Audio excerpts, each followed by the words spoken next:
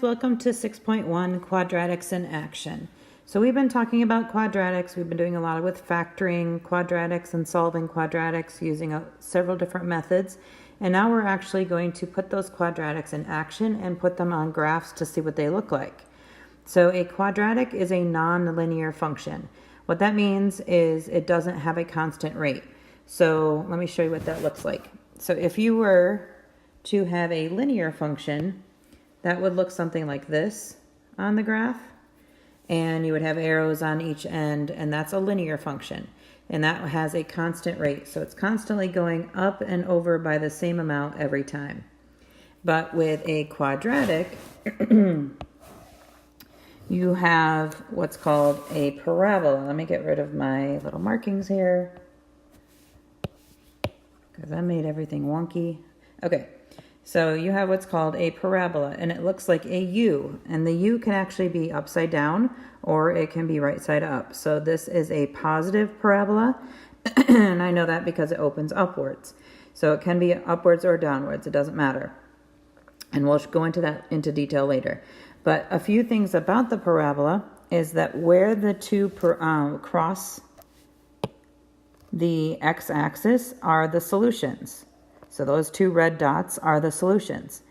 And the parabola can also change from decreasing to increasing. So I want you to see something as I'm tracing this parabola. I'll trace it with yellow so you can see it. So this is going, ooh, that's way too big.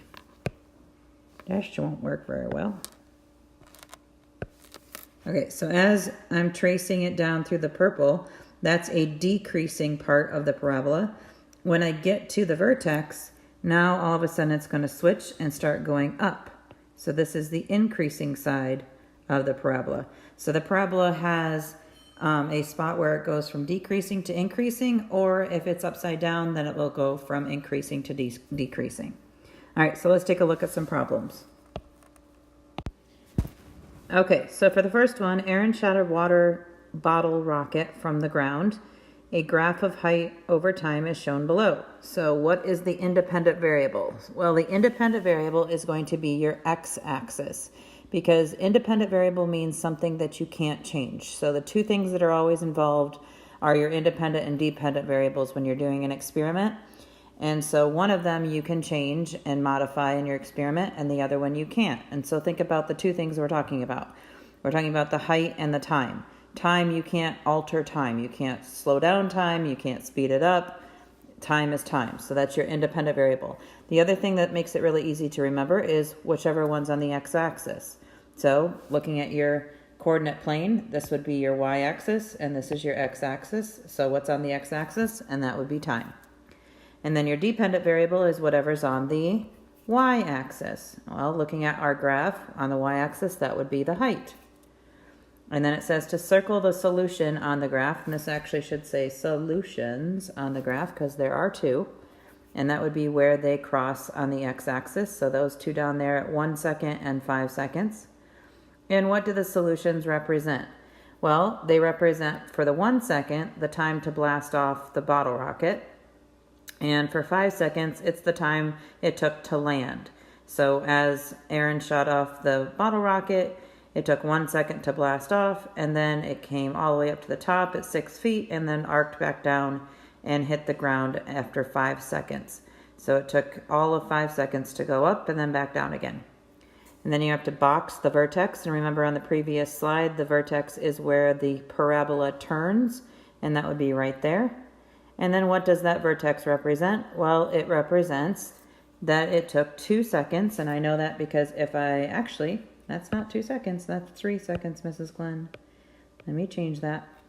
It took 3 seconds to reach the maximum height of 6 feet. So I look over here, and that's 1 second, 2 seconds, 3 seconds right here. And our vertex is on that line. And 6 feet would be over to here. So it took 3 seconds to reach its maximum height of 6 feet. All right, last one. Jordan owns an electronics business. During her first year in the business, she collected data and created the following graph showing the relationship between the selling price of an item and the profit. So what is the independent variable? Well, let's just label these right away. The independent is your x-axis and the dependent is your y.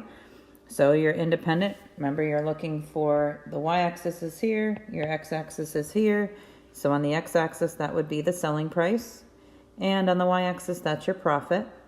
So when someone is selling something, they have to buy those things first in order to sell them, right? Or they have to buy the the supplies it takes to make whatever they're selling. So they have to put forth some money in order to make money. Well, if I, for example, bought bracelets for $10 and then I sell them in return for $15, every bracelet I sell, I would be making $5.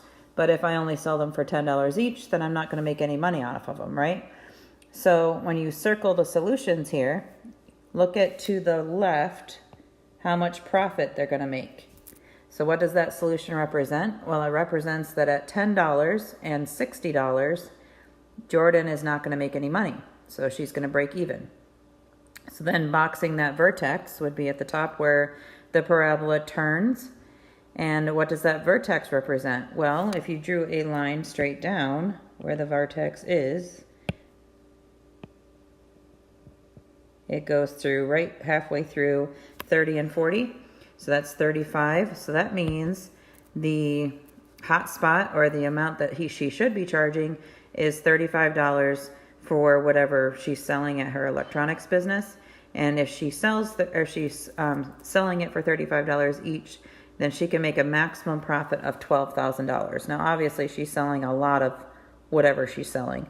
Doesn't say specifically.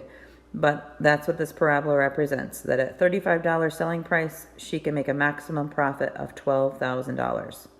Way to go, Jordan. Go Seahawks.